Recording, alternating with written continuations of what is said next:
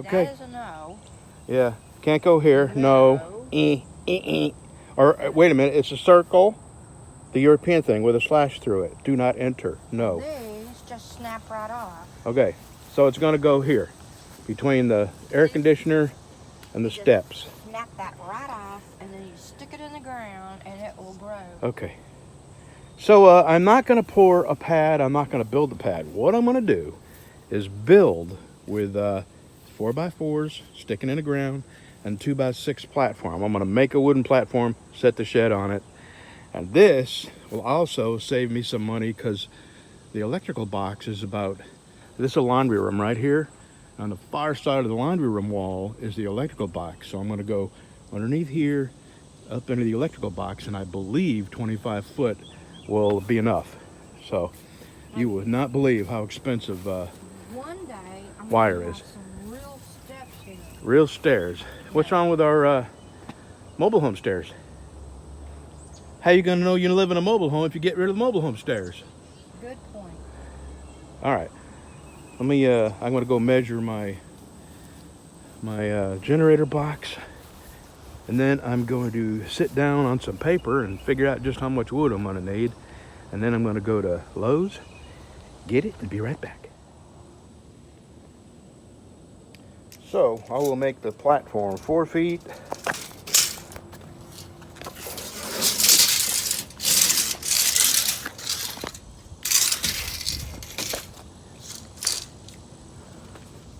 Yeah. 4 feet by 6 feet. Perfect. And I didn't mention this yesterday, but there's no hinges back here. It doesn't look like they've ever been there, so I suspect that during the building process they said, screw it, I don't feel like putting hinges on it. And because it doesn't look like anything's ever been in there, but I can put hinges in there, no problem. And that's what I'll do. I'm gonna get some hinges too. This is why you never throw stuff away. I've had this sitting around for years, and I took this off of something that I built and then took apart. And these I scrounged from somewhere, I can't remember where, but all these parts are gonna fix the roof, the lid of that shed. And I'm gonna do this.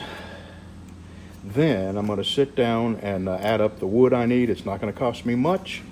So I'm gonna get this platform and the shed lid fixed for very, very cheap. So let me get this on real quick. All right, up under there is where it's going, and up under here is where this one is. So that worked out perfect. These are 2 foot long, and I will have another one to put down this end. Let's see, where is it? It's up here somewhere.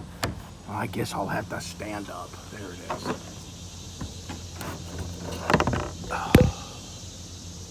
Okay. All right. Let me get to drilling. All right.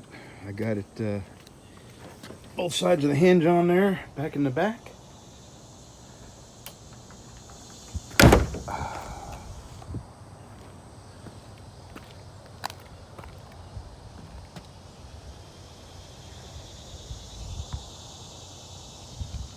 And now, my wife has pulled all the plants that she wants to keep from there, and I'm fixing to run and go get my lumber. I don't think I'll get the holes dug today. We'll see when I get back. I'm gonna bring the lumber back and stack it up probably right here. And if I don't get everything, if I don't start digging holes, I'll at least get all my tools ready for in the morning. I fall on the extreme end of hearing problems where it concerns voices mixed with other noises, whether that be, birds tweeting, or a fan blowing, or an air conditioner on, or a dishwasher washing, or a television in the background, or music, or hammering. I cannot hear voices if there's not silence surrounding the voice. So I know I have a hearing problem. and they make hearing aids, but I'm just not going to wear hearing aids because I've gotten to the age where everybody who knows me knows I'm hard of hearing, and if they want me to hear what they say, they got to speak up or turn the TV off or stop hammering or turn the saw off. And everybody else who wants to say something to me, you know, if I can't hear them, I just can't hear them. Well, every once in a while it causes a little problem. I was walking into Lowe's and a guy was walking out, and I heard something, a mumble, and he said something to me, obviously, because the next thing is what makes me realize he was talking to me. And I didn't hear him. I just continued walking in. And then he goes, "Hey, didn't you hear me?" And I turned around and looked. I said, "You talking to me?" He goes, "Yeah." I said, "Well, obviously I didn't." "Well, never mind then." "Well, okay, never mind." I have no idea why you would even need to talk to a total stranger going into a building. I don't know you. You don't work here. Anyway, yeah, all because I didn't hear him. And who knows what he said. I don't even care. But that's what hearing trouble. And next time you come across somebody who, you know, you think is being rude, maybe they just don't hear you. Because that's definitely with me. And I am on the extreme end of not hearing well under certain circumstances. And I don't really care. Because I'm at the age now where there's not much anybody can tell me that's important enough for me to wear a hearing aid, unless, you know, hey, your shoes are on fire or something like that, or you got $100 bill stuck to your shoe. I mean, that I want to hear.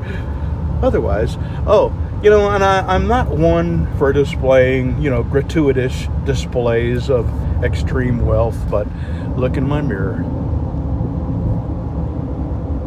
Yeah, lumber, baby. $95 worth. That's how we roll up in the TX, dog. Know what I'm saying? Lumber, baby. But on the other hand, funny things happen. Like, "Hey, Brad, what do you think of this weather?" And what I hear is, "Hey, would you tickle my butt with a feather?"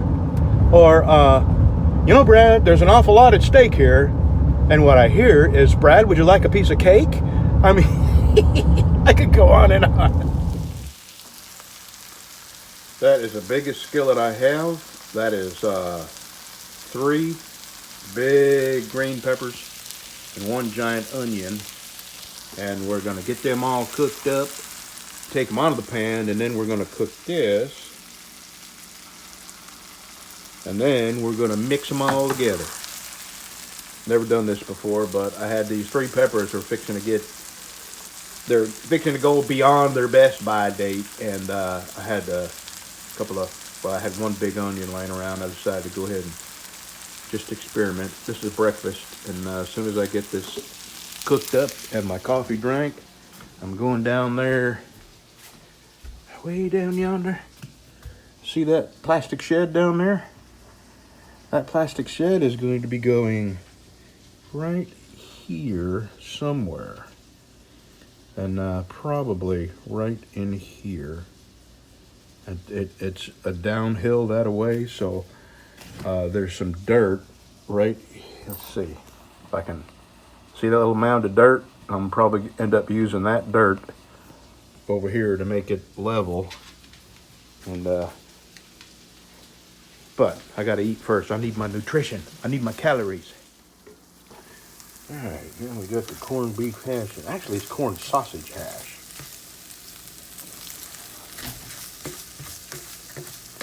And got my peas and O's all cooked.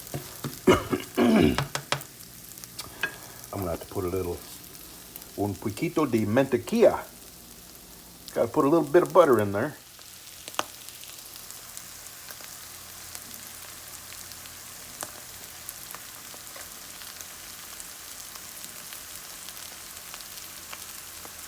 Boy, does that smell good.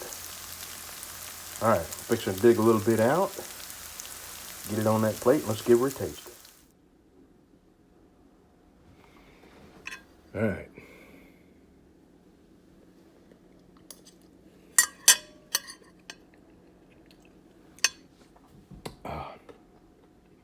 Yep. You got your crunchy, which is the sausage hash, and you got your soft and delicious, which is the peppers and onions. I'm gonna put just a little bit of salt on that and call it good. All right, I'm gonna eat this and get out there and get to work.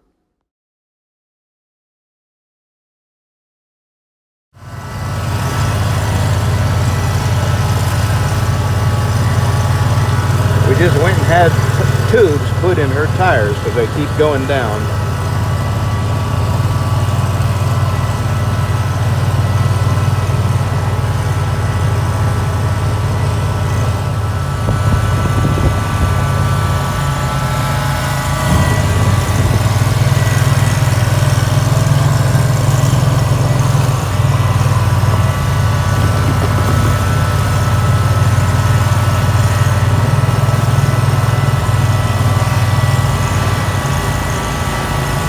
She's running away from home and I'm going with her.